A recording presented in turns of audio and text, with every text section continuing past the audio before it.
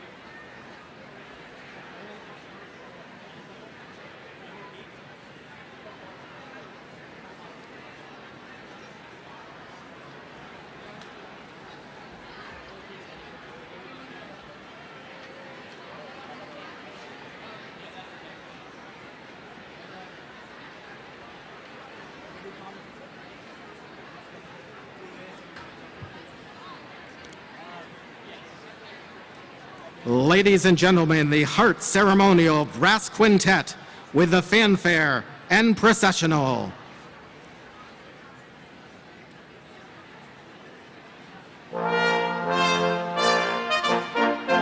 Processing down the center aisle, carrying the University Mace, is our processional marshal today, Ann Padano, Chair of the Faculty Senate. She now processing down the center aisle with the University Mace.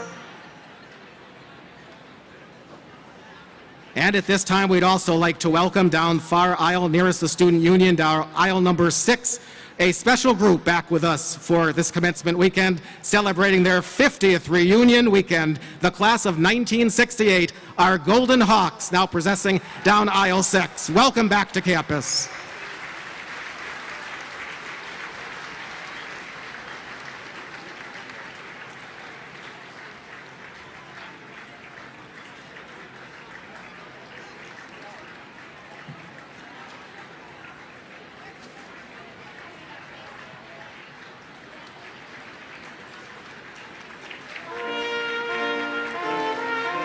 Now let us welcome the graduates of the class of 2018.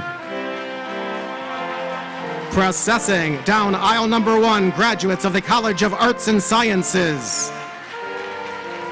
Down aisle number 2, graduates of the Barney School of Business. Processing down aisle number 3, graduates of the College of Education, Nursing, and Health Professions. Down aisle number 4, graduates of the Hart School. And coming down aisle number 5, graduates of the College of Engineering, Technology, and Architecture.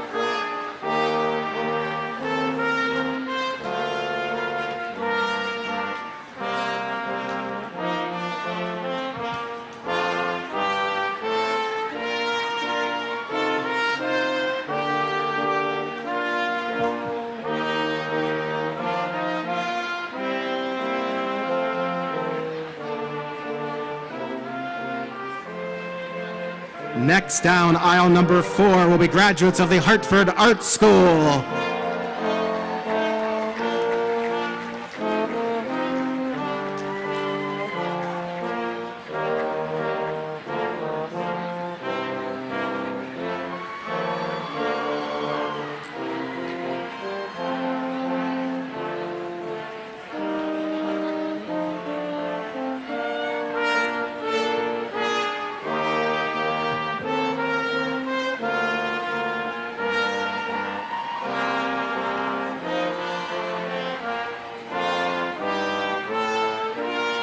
Let us next welcome down aisle number 2, graduates of University Studies.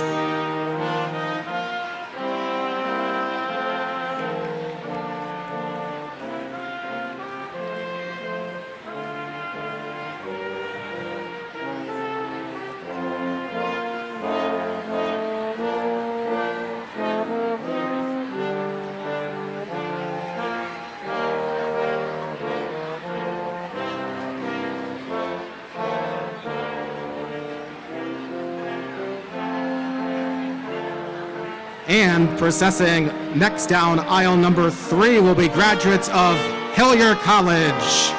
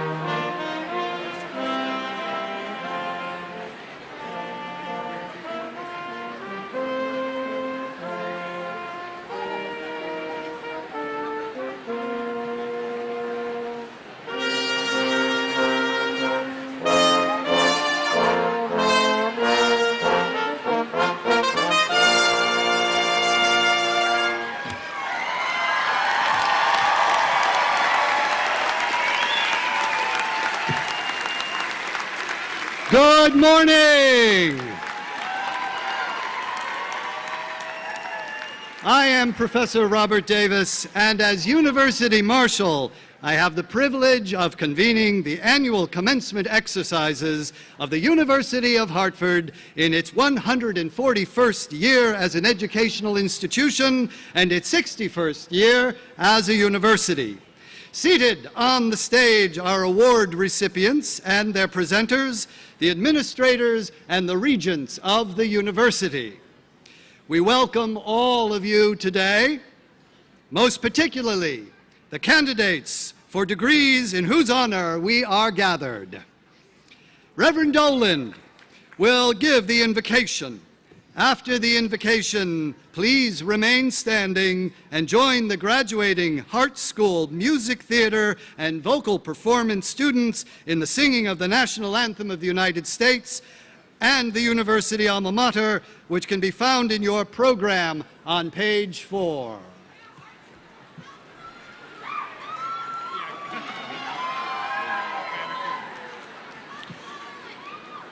Let us pray.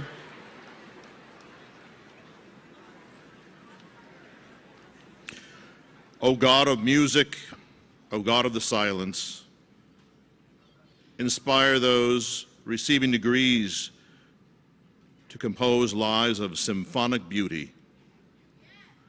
Let them recall the lullabies of their parents when they find themselves in the mosh pit of life. Let your Spirit guide us, not simply as soloists, but as members of the noble choir of humanity. Amen.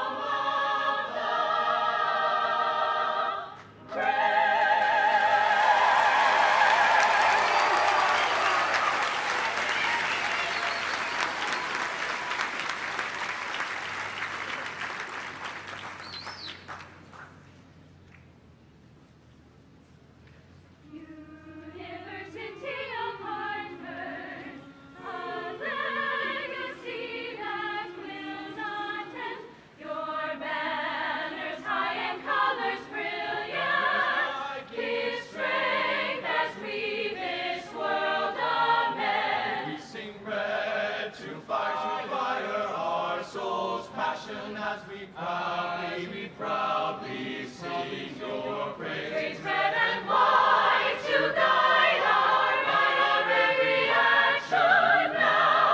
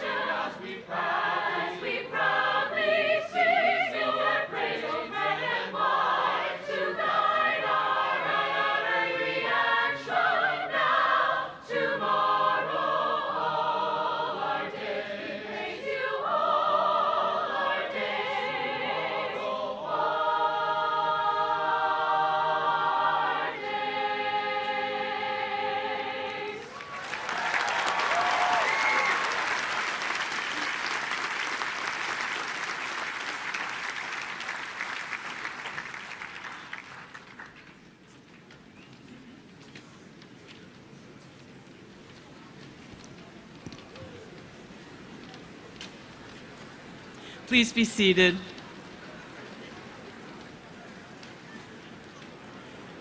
I just want to say first, congratulations. These are our degree candidates from the Hart School of Musical Theater. So let's have another round of applause for them.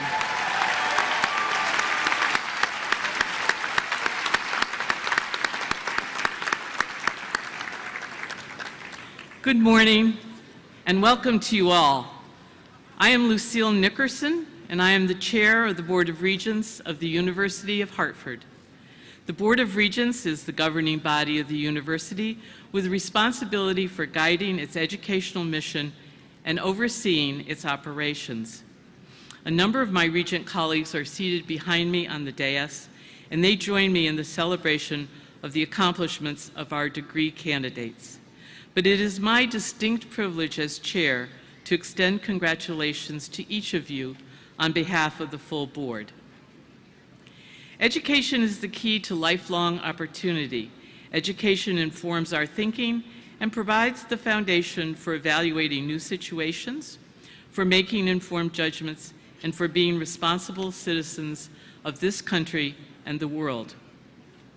Today, the next phase of your life is commencing. It will be different for each of you, but you are well prepared for whatever lies ahead.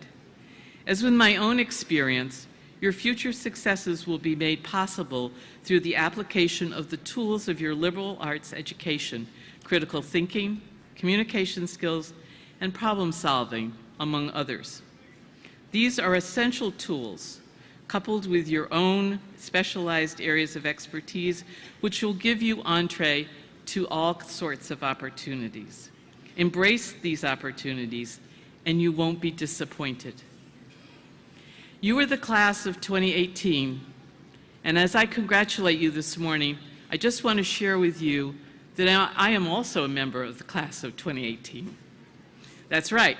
The university bylaws impose a 5-year limit for board chairs, and today marks the very last day of my 5 years.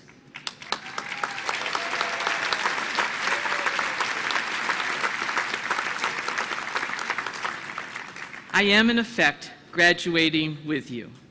It has been an honor and a privilege to serve as a regent, and especially as the chair of the board.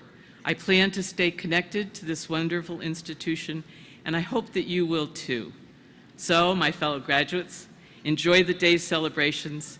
You have my heartfelt congratulations, and I wish you all the best.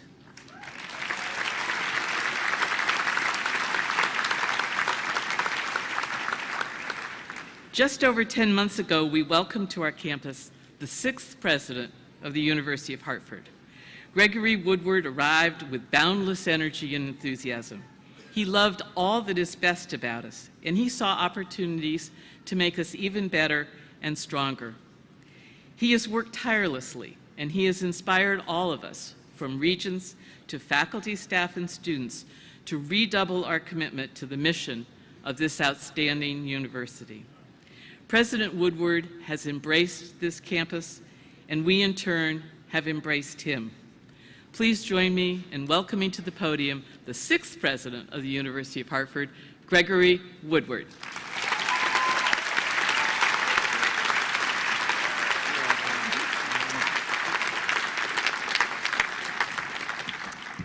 And a special thank you to Lucille, who has done an amazing, amazing job over the last 5 years helping to lead this university. Her energy and dedication to this place is absolutely incredible. So one more round of applause for Lucille.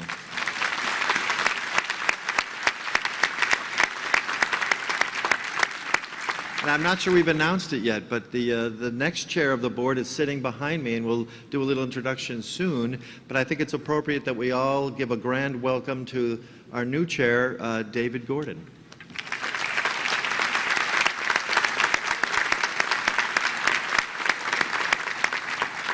I also want to take this moment to thank Katie and Tanea, who have been our student regents for the last year. They are amazing, have done great work, have represented you well, so thank you to Katie and Tanea.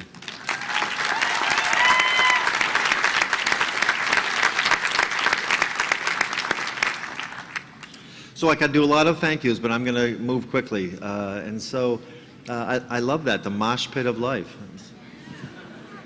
It's pretty good. We've had a lot of music so far this morning, which is terrific, including our prayer references, and so I'm sorry you're being addressed by a composer, but that's what I am, so here we go. I will tell you that in the last 10 months that I've been here, I've had the opportunity 3 times to experience the hawks up close and personal. So on the railing outside my office, the 2 hawks that nest here sit sometimes. And the windows on the office are dark, and so you can see them, but they can't see you. So I have an opportunity to study them up close, very close, like 2 feet away. They are unbelievably beautiful, unbelievably beautiful. What's amazing about these 2 hawks is that their appearance from the ground as they're soaring and flying is kind of like, it looks like a red hawk. When you get up close, the feathers are so varied and so delicate in their different tinges and colors. There's whites and tans and light browns and dark browns. It is like something you couldn't imagine without seeing them at that close a distance, and it's very inspiring. So I just did a little research into hawks. I just wanted to learn more about hawks. I will tell you that it's kind of amazing that when I did a Google search for hawks, there are 49,800,000 references. 49,800,000 references to hawks. The University of Hartford hawks, ready for this, are 8th. They come in 8th.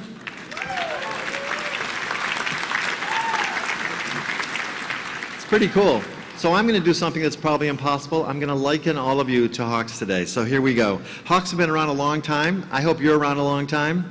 Aristotle listed 11 kinds of hawks, and Pliny, they don't say the elder or the younger, just Pliny, cataloged 16 kinds of hawks. I'm going to say it's the elder.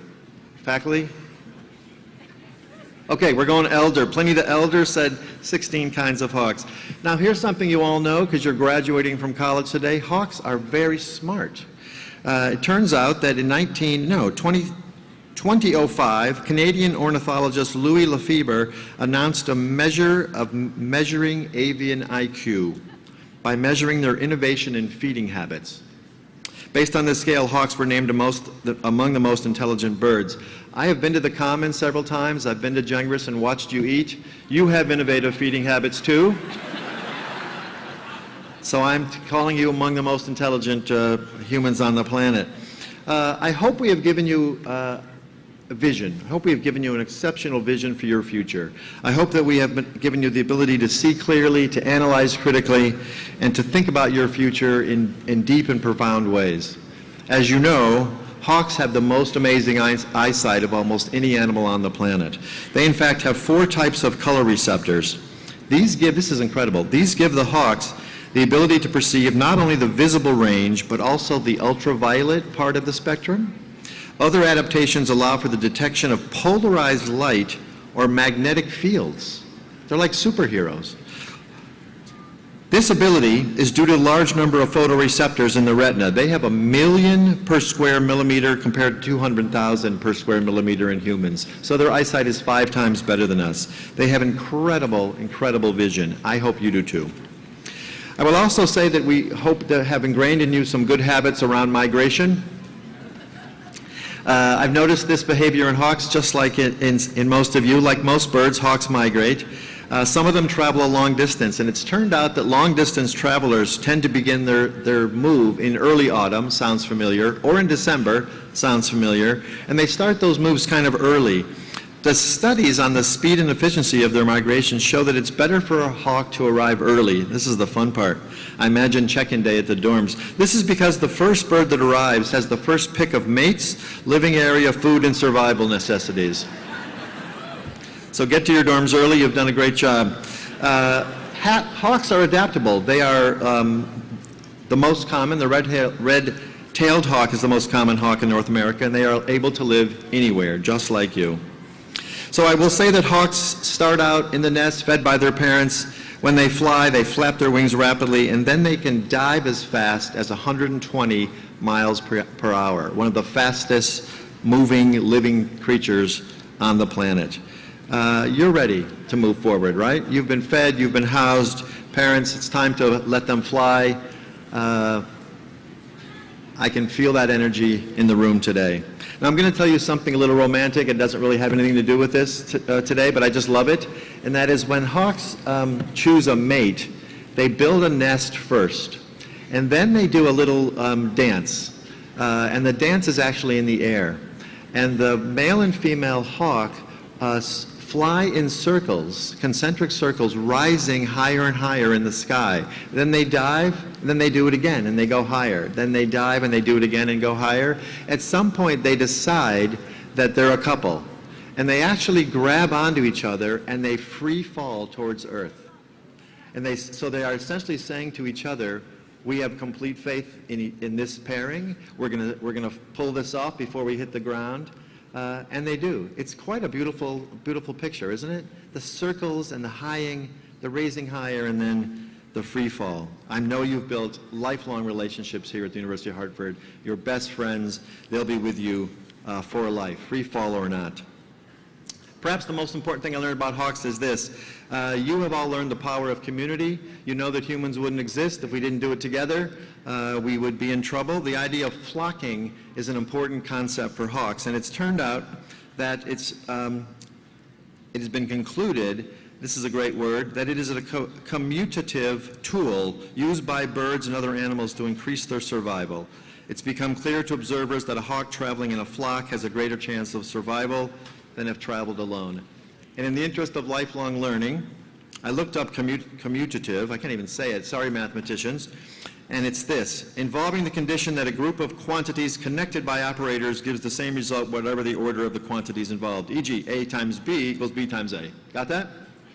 Your last test will happen on the way out. If you can pass this, you're good. So it turns out that we're very much like hawks. In reality, we're pretty much like every living thing on Earth, whether we have fur or feathers or scales or skin. I wish you all the best, my fellow hawks. I hope you can enjoy this day, focus on this moment, be a little selfish, think about what you've done to accomplish this, and as you go forwards, soar, soar, soar like hawks. Congratulations.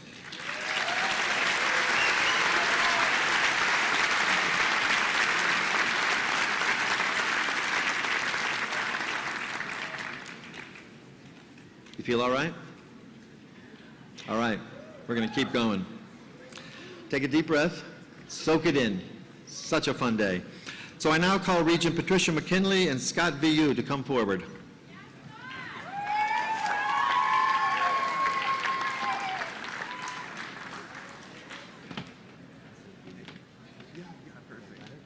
Wow. He thought my French was okay. Mr. President, I have the honor to present Scott VU, who has been selected as the recipient of the 2018 John G. Lee Medal.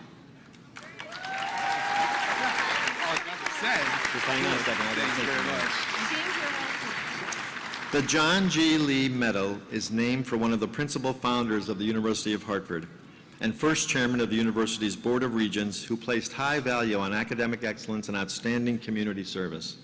It is on the basis of these criteria that this medal is awarded annually to an exemplary graduating senior from the greater Hartford area.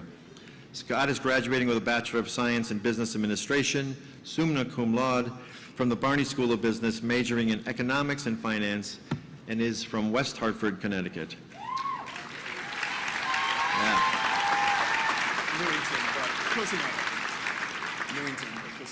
Close enough. I am pleased to present this prize to Scott VU. Congratulations. Great. Thank you very much. Thank you so much. Thank you.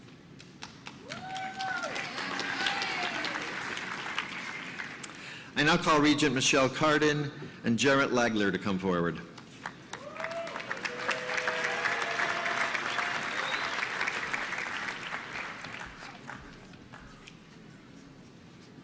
Mr. President, I have the honor to present Jarrett Lagler, who has been selected for the 2018 Belle K. Ribicoff Prize.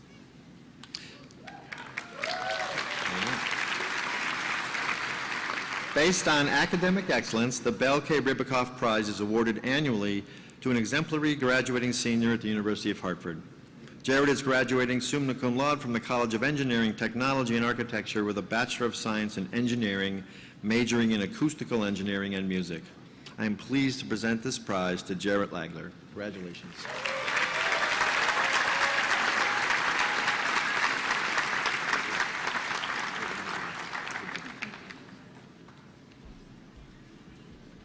I now call Regent Paul Sittard and Yonatan Shavit to come forward.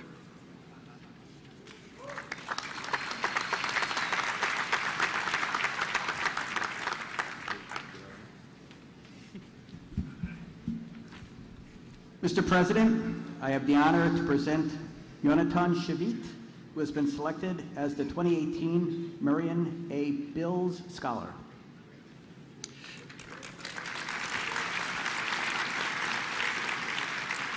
The Marion A. Bills and John G. Martin scholarships have made it possible for the university to support a graduating senior for study at Oxford University in England. The selection of the Marion A. Bills Scholar is based on academic achievement. I am pleased to congratulate Yonatan Shavit, who is graduating summa cum laude from the College of Arts and Sciences with a Bachelor of Science in Mathematics. As the 27th recipient of the university's scholarships to Oxford University, Yonatan will be pursuing a Master's of Science in Mathematical Sciences at Oxford. Congratulations.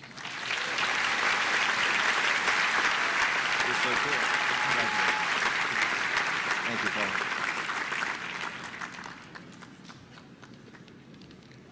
I want to go too. Can I now call Regent Arnold Greenberg and Stephen Mulready to come forward?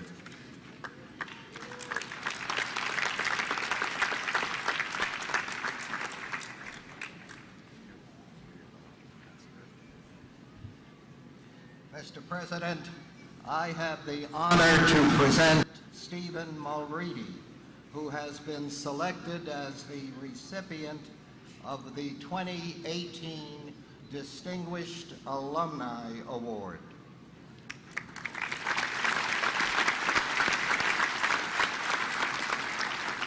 This award is presented to an alumnus or alumna who has demonstrated excellence in his or her professional endeavors, as well as in personal and civic involvement. I am pleased to present this award to one of my new friends, Stephen Mulready.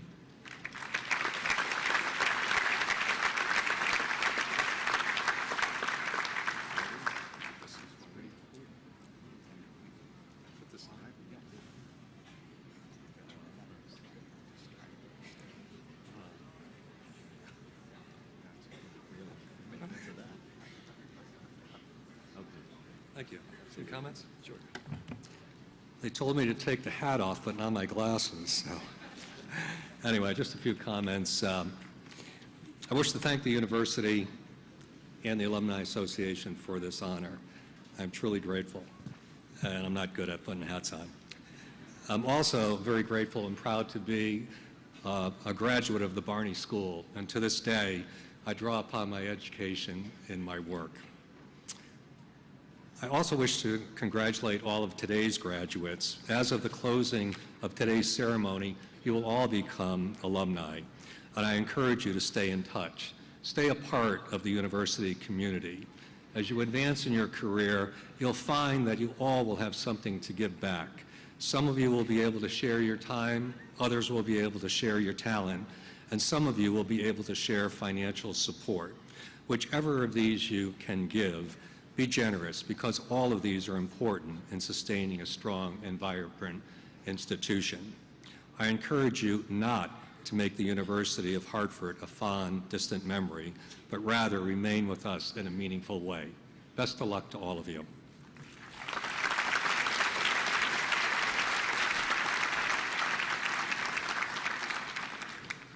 I now call Regent Elliott Williams and faculty member Lillian Kamal to come forward.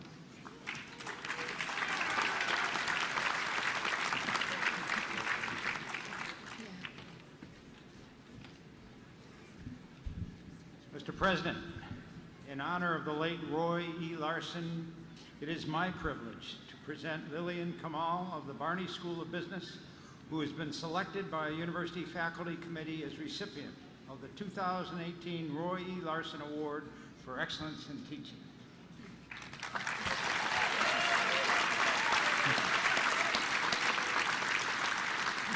The Larson Award is made possible through the generosity of the Larson family in honor of Dr. Roy E. Larson. It is given each year to our most outstanding teachers. It is the Larson family's wish that the gift serve to promote the highest quality of academic instruction that was so important to Dr. Larson. This award is intended to assist the recipients in their personal endeavors and serves to underscore the centrality of teaching at the University of Hartford. Congratulations to Lily and Kamal.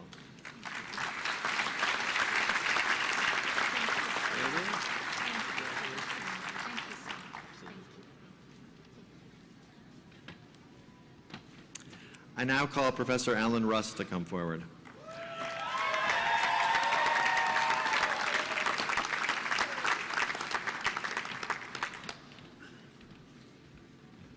Mr. President, I have the honor to present Professor Alan Rust of the Hart School, who has been selected by a University Faculty Committee for the 2018 Humphrey Tonkin Award for Scholarly and/or Artistic Creativity.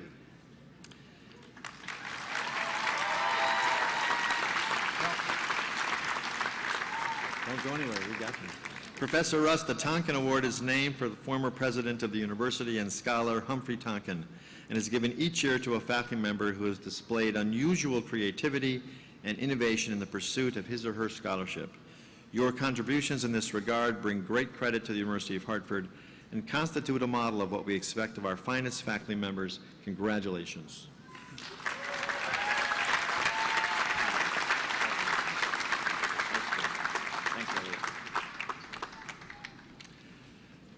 I now call Regent Arnold Greenberg and faculty member Deborah Kidder to come forward.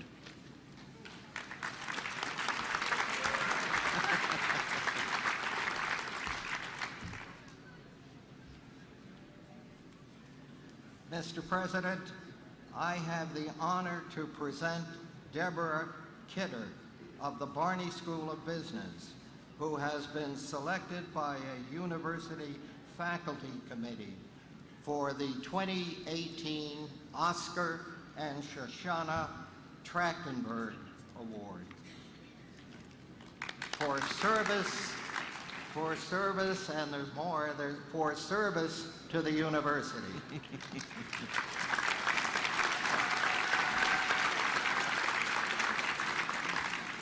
This award is in memory of Oscar and Shoshana Trachtenberg and is intended to recognize exemplary service on behalf of the university.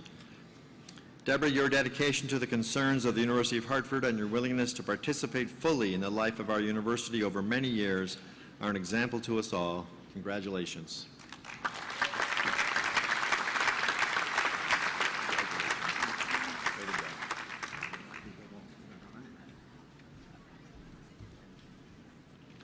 Karen Christensen of the College of Arts and Sciences was selected by a faculty committee for the 2018 Donald W. Davis All-University Curriculum Award.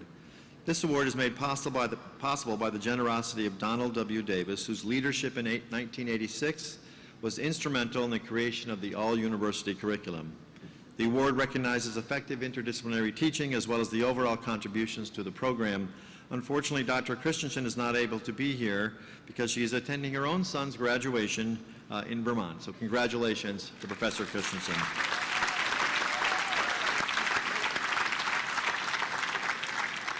I now call Regent Bobby McNeil and faculty member Yingtree Lee to come forward.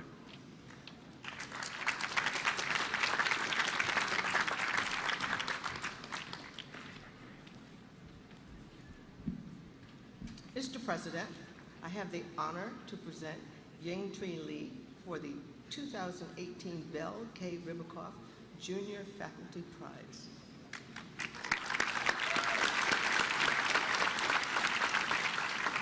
This prize is awarded to an outstanding junior faculty member, a professor in a tenure-track position but not yet tenured.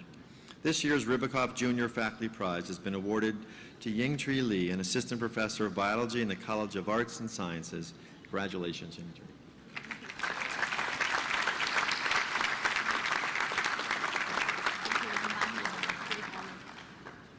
Thanks, Bobby.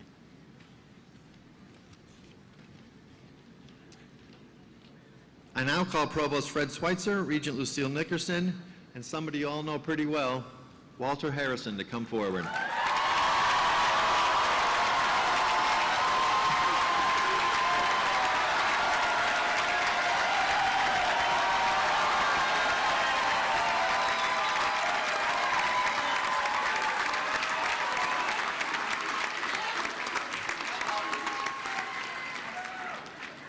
Mr. President, I have the distinct honor to present Walter Harrison for the degree of Doctor of Humane Letters.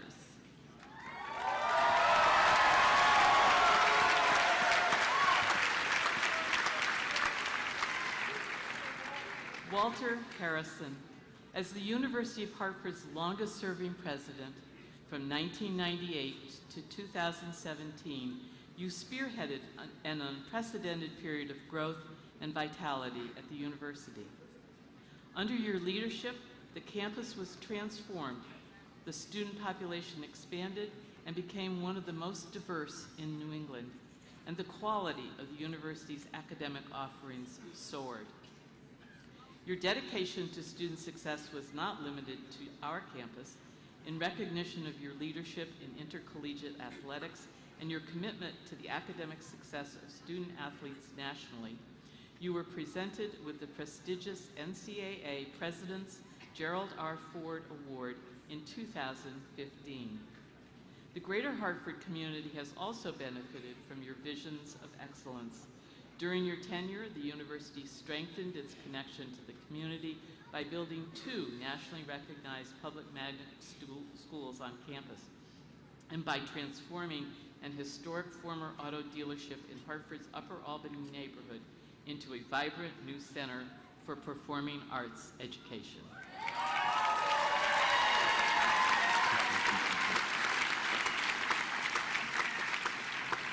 This is so fun.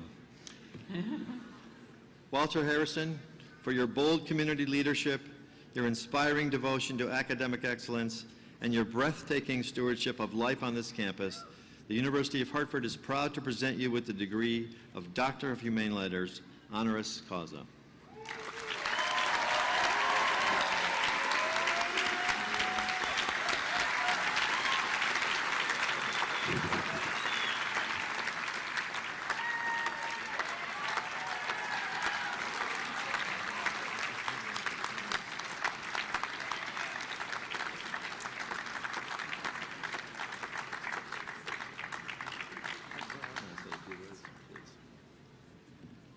Thank you, Greg, and thanks to the board for this incredible honor. It was the highest honor and greatest privilege of my life to be president of the University of Hartford. It was the second greatest joy. The first joy was being Diane's husband for 48 years.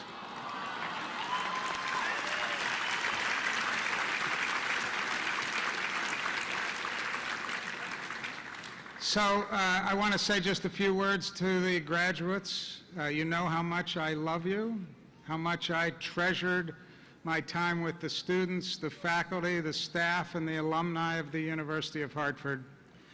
And I thank you for allowing me to share this day with you, even though it took me 20 years to earn this degree. Thank you.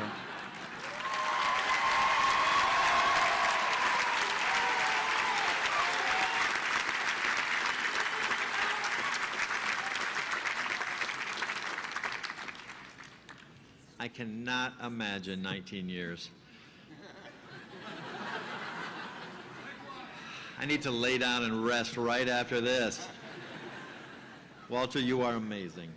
Thank you for all you've done. I now call Regent Dominic Fulco and Leonard Pitts Jr. to come forward.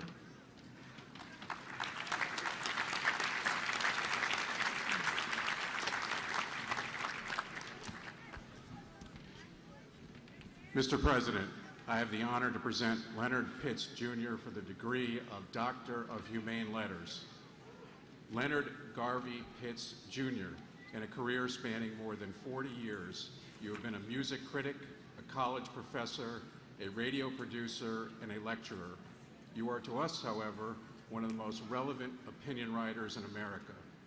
Whether the issue is race, politics, or culture, your clear, uncompromising voice connects with millions who wait twice a week for your nationally syndicated columns. Your perspective on the issues of the day has earned you numerous awards, including the prestigious Pulitzer Prize for Commentary. Your lifelong devotion to the craft has also yielded a series of critically acclaimed books.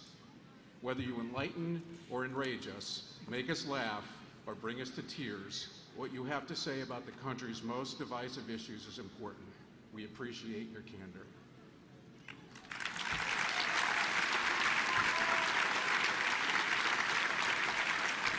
Leonard Garvey Pitts, Jr., for your eloquent delivery of inescapable truths, your unflinching efforts to further our public dialogue, and for sharing with us your gift for storytelling, the University of Hartford is proud to present you with the degree of Doctor of Letters, honoris causa.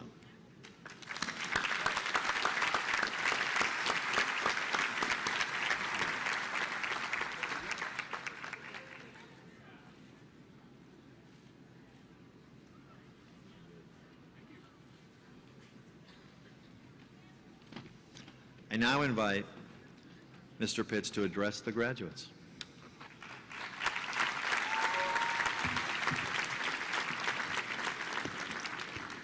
Thank you so much. Thank you, Mr. President, whichever way you went for this prestigious honor.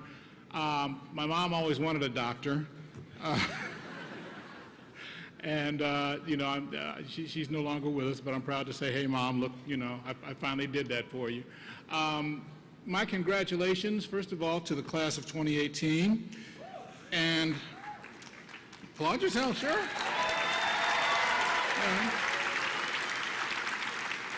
And to all the moms and dads and brothers and sisters and cousins and aunts and uncles and like a mom and like a dad and grandma and grandpa, without whom there would be no class of 2018.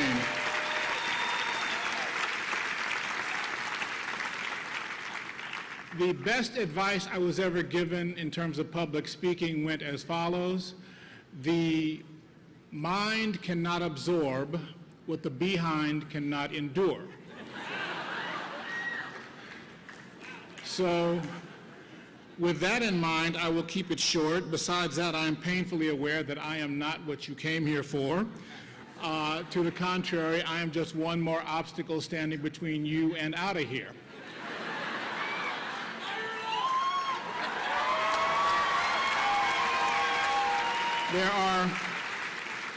There are a few things more humbling than being a graduation commencement speaker for that reason. I have to tell you, I graduated in 1977, and I can't remember who my commencement speaker was, much less what he or she said.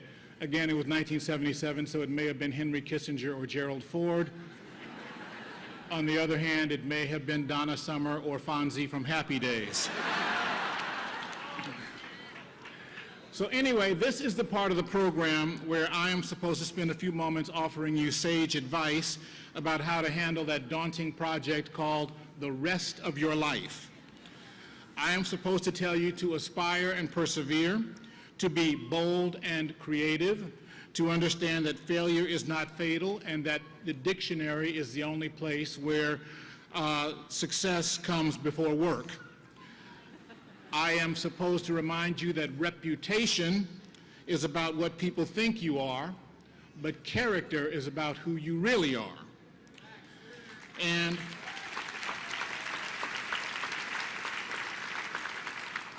I am supposed to remind you that money is not the finest measure of your worth and contributions as a human being. All of that is true. But the best advice that I can give you as you launch into the rest of your life comes not from me, the newly minted honorary doctor, but rather from an African-American woman who grew up in Mississippi during the Great Depression and managed just 7 years of formal schooling before going to work as a white lady's maid. She was my mom, and she gave me thousands of words of wisdom and guidance, 9 of which I want to pass on to you. You ready? Mom said, and I quote, "Son, use your head for more than a hat rack." My mama always did have a way with words. Use your head for more than a hat rack. In other words, think. Now that advice may seem simple and self-evident to you. I submit that in this fractured time, in our fractured nation, there is no advice that I or anyone can give you that is more critical, important, or useful. That is because you and I have the great challenge of living in an era where the truth has become multiple choice and facts are available in various flavors. Thank you, my sister. Indeed, you and I have heard an aide to the President of the United States speak with a straight face of alternative facts, and we have heard another aide say outright, and I quote, "There is no such thing as facts." We have seen lies dressed up as truth proliferating on social media. I'm hitting somebody's sweet spot. We have seen lies dressed up as truth proliferating on social media. We have read the reports about how the Russians used our racial, sexual, and cultural differences to mount a campaign of division and disinformation during the 2016 campaign. Some of us may have seen the Knight Foundation study indicating that 17% of Democrats and 42% of Republicans regard as fake news stories they know to be true, if those stories cast certain politicians or groups in an unfavorable light. Maybe some of us have even read After the Fact, the new book by journalist Nathan Bomey, which warns that as bad as things are, they are about to get much worse, thanks to a new technology that will soon be available that will make it possible to create videos that not only show you doing things you never did, but saying in your own voice things you never actually said. So the problem here is that you cannot run a country, heck, you cannot run a corner store in an environment where people cannot even agree on what the facts are. I mean, if you and I have the same pool of facts in common, then you and I have the basis for a good faith argument and debate on the best solution to a given problem. We may disagree on which facts are most important. We may interpret those facts in different ways. But so long as we are working with the same facts, the facts that we can at least have a discussion about what's the best thing to do. If, however, you have your facts over here and I have my facts way over there, then we have no basis for discussion, much less a good faith argument, because in a very real sense, we are not even speaking the same language. It is like trying to understand quantum physics when your only language is Greek and your teacher speaks only Japanese. Good luck with that. And yet that's where we have come to in this country. On everything from vaccines to climate change to GMOs to the Parkland school shooting, many of us now make it up as they go along, holding an elaborate, an elaborate maze of conspiracy theories and alternate realities where the truth is hidden and can never be found. And let's be honest here. Some of us, many of us, are not particularly interested in finding the truth. For them, it is more important to win the argument. They will make up or say or omit or pretend to believe whatever they need to achieve that goal, and they are utterly without shame in doing so. Could people who had any concept of shame have challenged a grieving father whose little boy was murdered at Sandy Hook Elementary to prove that his son existed?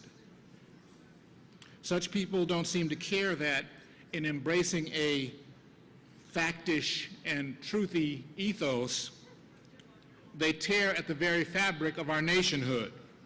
As you may know, the internet conspiracy theorist Alex Jones felt that Hillary Clinton was not simply an undesirable candidate, but an evil and malicious one. So he helped to spread a story about her leading a ring of child molesters out of the basement of a Washington pizzeria. Most of us dismissed that as the bizarre lie that it was, but a 28-year-old named Edgar Welch from Salisbury, North Carolina did not. In 2016, he drove up to Washington and shot up the pizzeria. Thank God nobody was hurt, but shot up the pizzeria with an AR-15, trying to rescue these children who did not exist. And that, I promise you, is only the tip of the edge of the rim of the iceberg for the danger that we face when facts become multiple choice. It is into this weird and not so brave new world that we now send you, the best and the brightest among us, clutching degrees that testify to your hard-won proficiency in engineering, architecture, business, biology, music, and media arts, among many other things. But for as much as I hope that you have learned those subjects, for as much as I hope that you leave here knowing how to design a building or run a business or play an aria, there is one thing I hope for you above all of that. I hope that when you leave here, you leave here knowing that you have learned how to think. Not what to think, but how to think, how to weigh conflicting information, how to reason and to analyze, how to question, how to judge whether the information you've received is valid or not, how to question your own assumptions, and when necessary, re-examine and change them. I hope you leave this place understanding something too many of us do not, namely, that you do not think with your ideology. You do not think with your skin color or your religion. You do not think with your nationality or your biases. You do not think with your assumptions. You think with your brain. That computer behind your eyes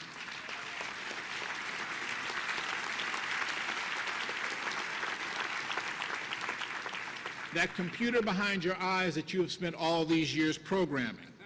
I hope you recognize the importance of questioning everything, including yourself. This is not easy. It requires confronting your own confirmation biases. Let me give you a personal example. A few years ago, the Washington Post came out with a study indicating that the vast majority of American Indians are in fact not offended by sports teams that carry Indian-themed nicknames down to and including the Redskins. As someone who has written a number of columns chastising those teams for what I saw and frankly still see as their objectionable names, I read that study with mounting skepticism. Finally, I just threw it aside. There had to be something wrong with it, I told myself. Maybe the methodology was bad or the questioning was misleading. And then I caught myself. Then I heard what I was doing because, you see, that's where confirmation bias begins. The facts contradict your premise, but instead of questioning your premise, you disregard the facts. Now, don't misunderstand me. I keep hoping that something is wrong with that study. I really hope something's wrong with that study. But until or unless the facts that it presented are superseded by new facts, I am required to deal with the reality that the thing I think should offend American Indians apparently does not offend them at all. But that's what intellectual honesty demands of me. It is what intellectual honesty demands of us all. The ability to rise above our own confirmation biases, to value the facts, and to change our minds when the facts demand it. That is what thinking people do. And again, I hope you leave here as thinking people. Because you see, this country desperately needs some thinking people.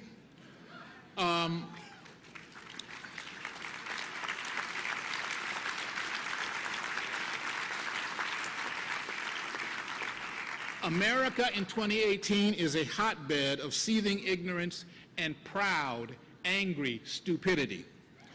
And that is frightening because guess what? Despite what the president's advisors said, it turns out there is still such a thing as fact. And fact does not much care whether you believe in it or not. You may, for example, disbelieve the fact of gravity to your heart's content. Step off that building up there into space, and gravity will quickly show you what's what. The facts are the facts regardless. We live in a nation that is walking toward that metaphorical edge with dumb determination.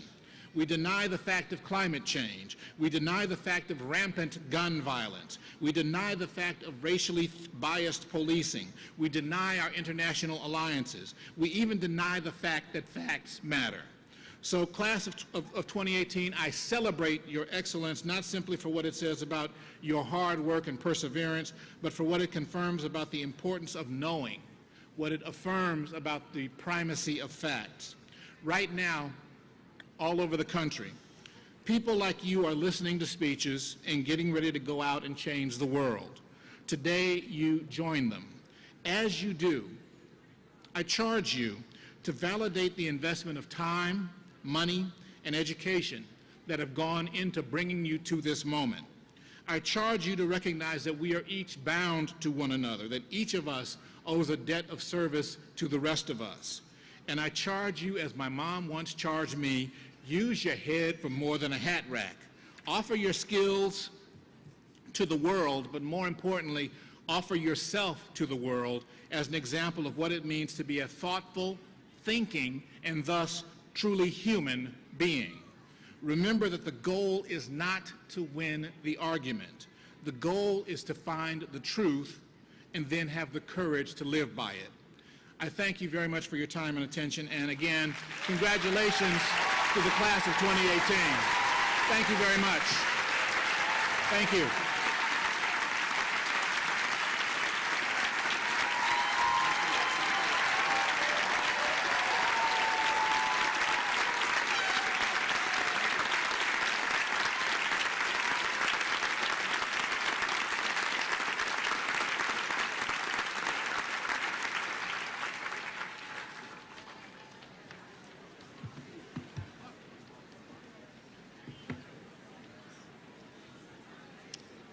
Thank you, Leonard, for those inspiring words.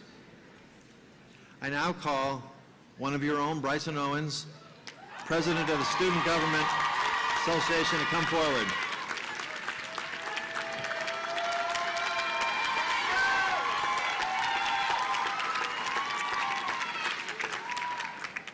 Bryson is graduating from the College of Arts and Sciences. He has been an active and engaged SGA president, and I'm delighted to present this Student Government Association gavel to Bryson. Bryson will then deliver the charge to the graduating class of 2018.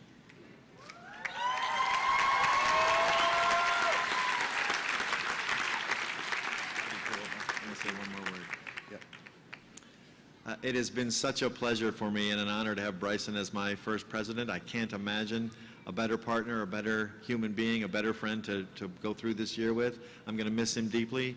Well,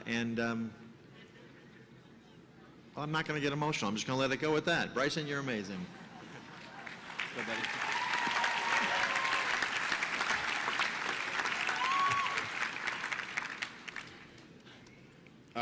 Hey, how's everyone doing?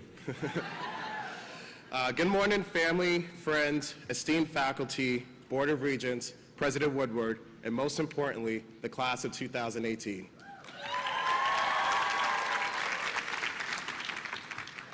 As we arrived on campus for move-in day, some of us felt excited, terrified, anxious, or even nervous. Hawk Drive was backed up to the entrance, while Howie's helpers moved us in. Our orientation leaders in red hats were screaming and waving, welcoming us with enthusiasm. Our RAs were mentally prepared to meet us. The commuters were meeting in the commuter lounge. There were tears coming down some of our parents' faces, while other parents had huge smiles on their face. What many others and I saw as we looked up at some of the buildings on campus were different motivational quotes. One in particular stood out to me. "Your story starts here," it read.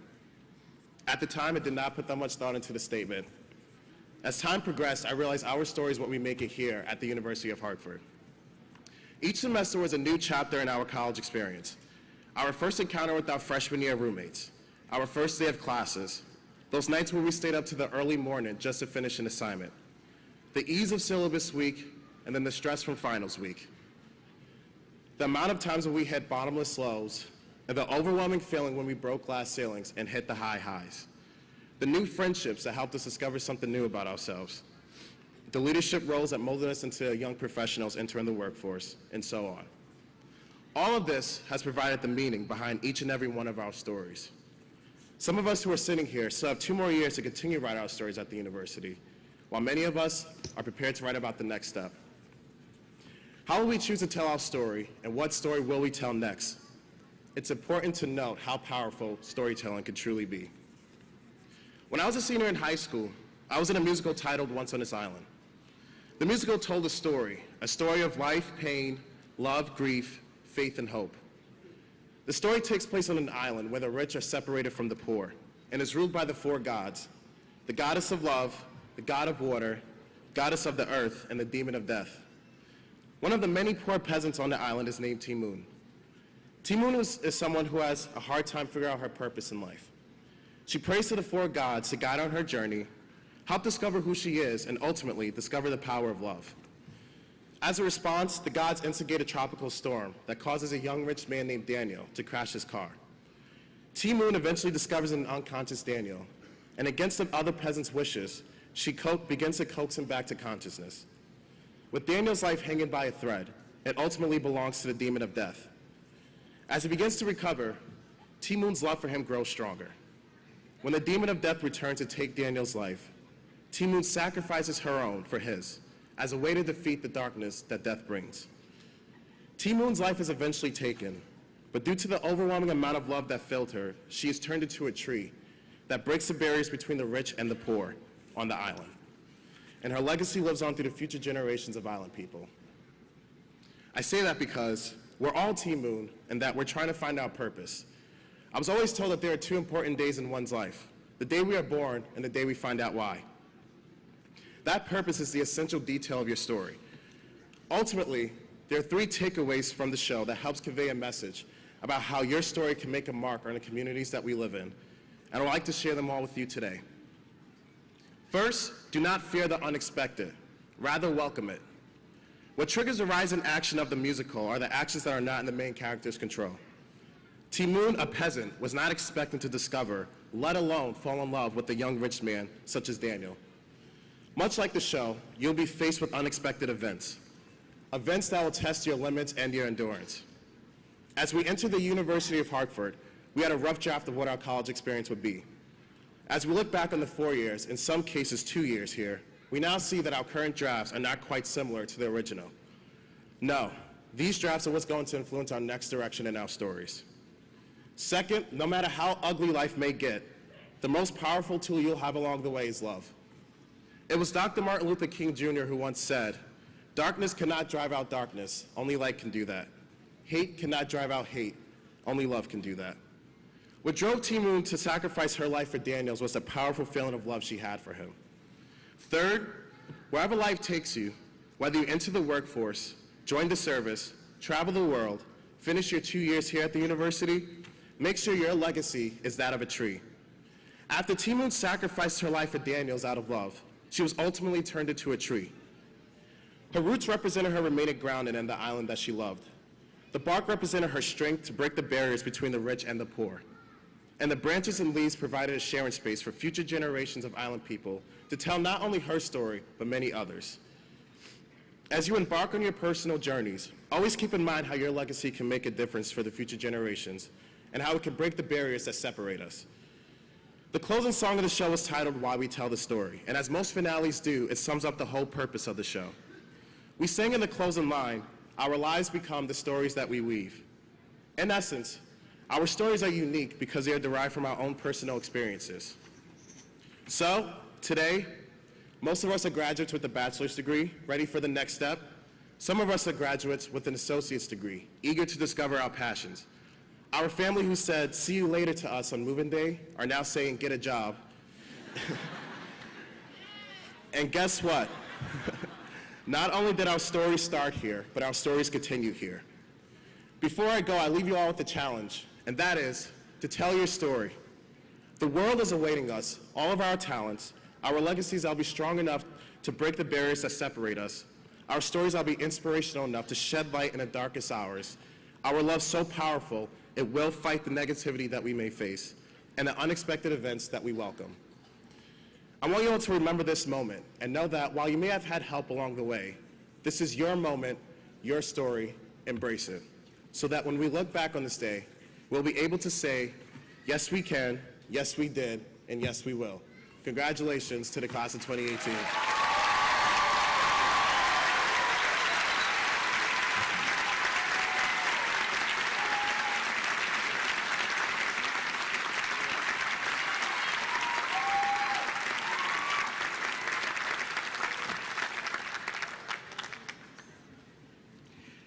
At this time, we will commence with the awarding of the degrees.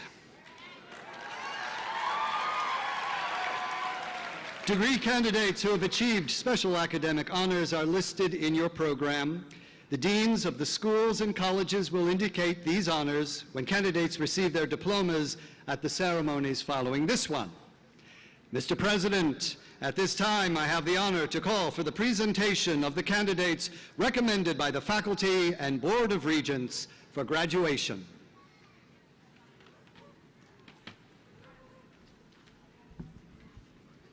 I now invite Dean Catherine Black from the College of Arts and Sciences to step to the podium.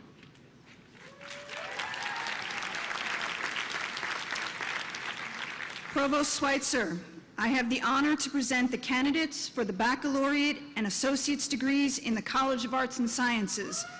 Will the candidates please rise and remain standing?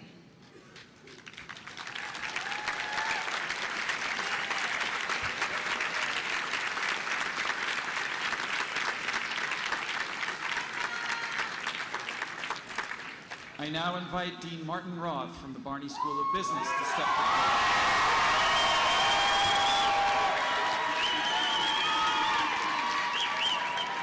Provost Schweitzer, I have the incredible honor to introduce the candidates for the baccalaureate degree in the Barney School of Business. Will the candidates please rise and remain standing?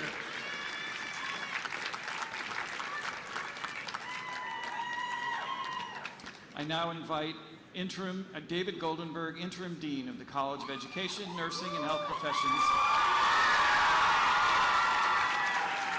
Provost Schweitzer, I have the honor to present the candidates for the baccalaureate degrees in the College of Education, Nursing, and Health Professions. Will the candidates please rise and remain standing?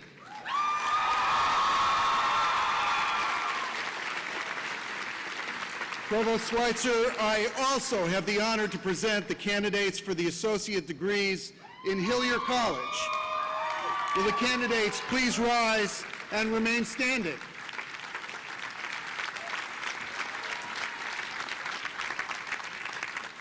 I now invite Dean Louis Manzione from the College of Engineering, Technology, and Architecture.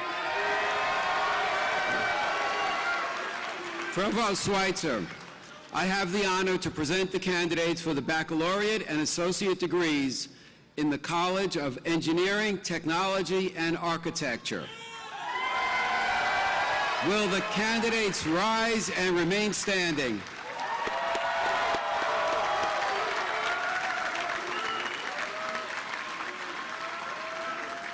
I now invite Dean Nancy Stewart from the Hartford Art School to step to the podium. Provost Schweitzer, I have the honor to present the candidates for the baccalaureate degree in the Hartford Art School. Will the candidates please rise and remain standing?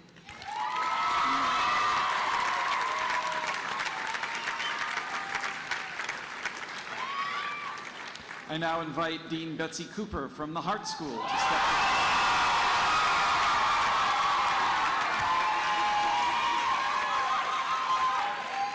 Provost Schweitzer, I have the honor to present the candidates for the baccalaureate degrees in the Hart School. Will the candidates please rise and remain standing?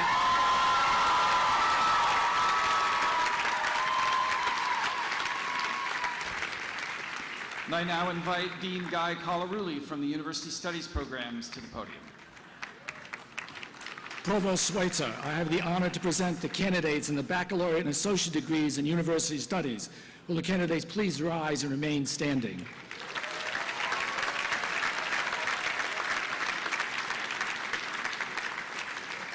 Mr. President, we have the honor and pleasure to present to you the candidates for the baccalaureate and associate degrees in the College of Arts and Sciences, the Barney School of Business, the College of Education, Nursing, and Health Professions, the College of Engineering, Technology, and Architecture, the Hartford Art School, the Hart School, Hillier College, and the University Studies programs.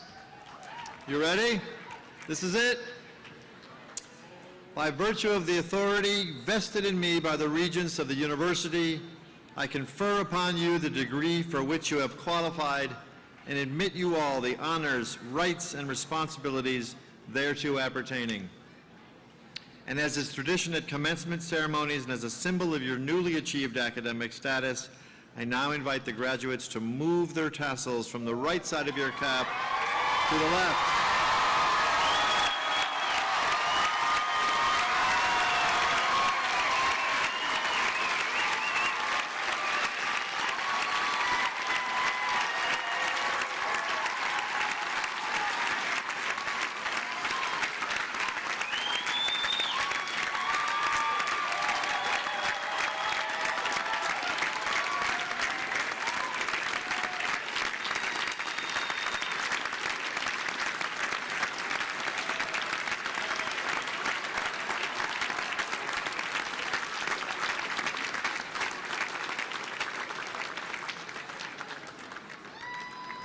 Congratulations. Take a seat. Just another few minutes.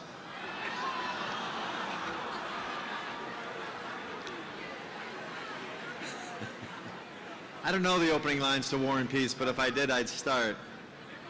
It was the best of times, it was the worst of times. Sorry. I now invite Carolyn Riebling Bly, President of the Alumni Association, to come forward.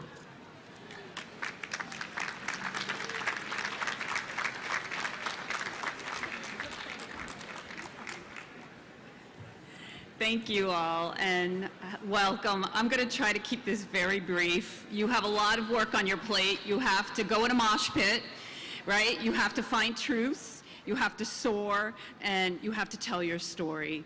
And we're so proud of you today. Fire it up for yourselves. So, my name is Carolyn Bly. When I was here, my last name was Riebling. And I'm a proud graduate of the University of Hartford. Special shout out to the art school. What a proud moment for you, your family and friends, and University of Hartford. No doubt today will be one of the happiest, memorable days of your life, like it is for us. On behalf of my colleagues on the Alumni Board and the thousands of alumni across the country and around the world, we welcome you into the ranks of the University of Hartford Alumni Association. You now have access to all the rights and benefits that membership brings you. Please think of the Alumni Association as a family that you'll always have. And like family, we want to see and hear from you often. Social media, email, phone call, and visiting campus and attending alumni and university events will make us very happy. You are always welcomed home. We look forward to having you represent the university in the world. There is no doubt you will continue to make us very proud. Your new degrees will take you down many paths, but they will always guide you back to your alma mater. We are UHeart connected now and forever. Welcome to Alumni Association. Thank you.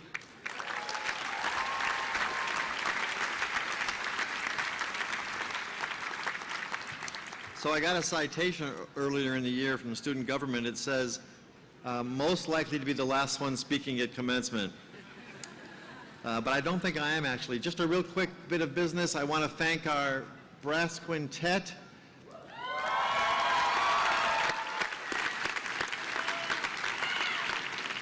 Once again, I want to thank our wonderful vocalists from the early part of our show.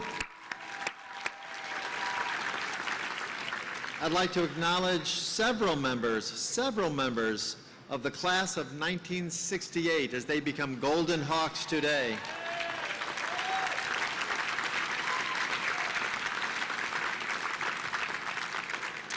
And I'd also like to thank all of the graduates in the audience who are wearing a special blue teal ribbon, because that means that they gave to the student government gift for the year, and it was a very good showing and a wonderful sense of love for the university. Thank you very much for that.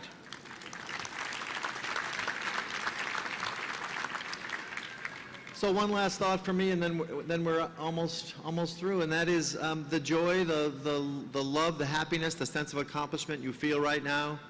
Take it with you. Take it with you for the next 80 years. Share it, share it, share it. Spread it, okay?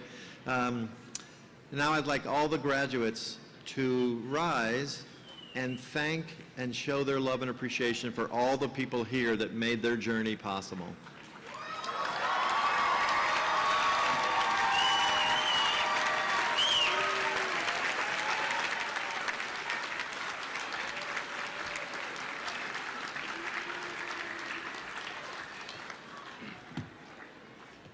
All right, following this ceremony, diploma presentations will take place at separate locations indicated in the program, with the exception of the graduates of the College of Education, Nursing, and Health Professions, who will remain in place and will not recess. Two of the diploma presentation ceremonies take place on the other side of the Hog River within walking distance. We are providing bus service for those who care to use it. Buses for the Arts and Sciences diploma presentation in the Rich Family Pavilion at the Sports Center will depart from in front of the Hartford Art School. Buses for the Hart School diploma presentation at Lincoln Theater will depart from the large circle in front of the Fuller Building. Please now rise and remain standing and keeping the aisles clear until the faculty, graduates, and stage party have recessed.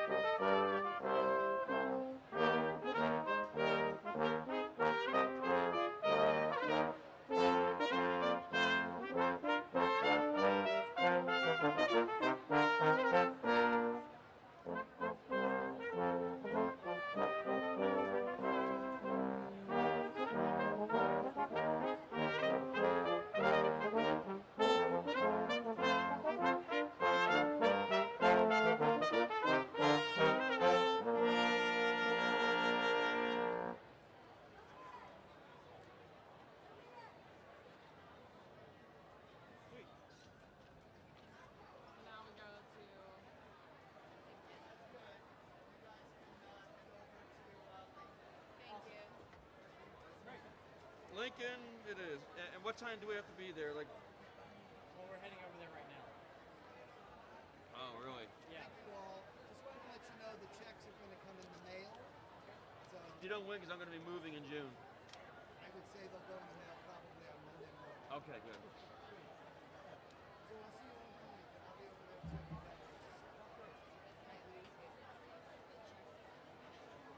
Lincoln, so we're really not going to have time to eat lunch. Nope. Yeah, it was going to be a quick service. Everything, so. Oh, the one in Lincoln? Well, it's going to be a little faster than this one. while to like line up outside and get ready, so you have time to go to the bathroom and get water. Yeah. We'll have enough time I to get. remember being out there for probably 45 minutes. I graduated. Oh, it's going to be a short ceremony? Well, no, it's going to be. Well, they're it's going to be reading the short. names and you're walking. Yeah, for Hart School. We should be here. By the latest, we should be done by 3, but we'll probably be done around 2.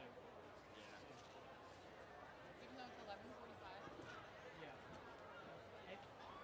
We'll have to see when we get there. I mean, we don't really have any options to do it anyway. Yeah, today, this one was the tough one, the big one.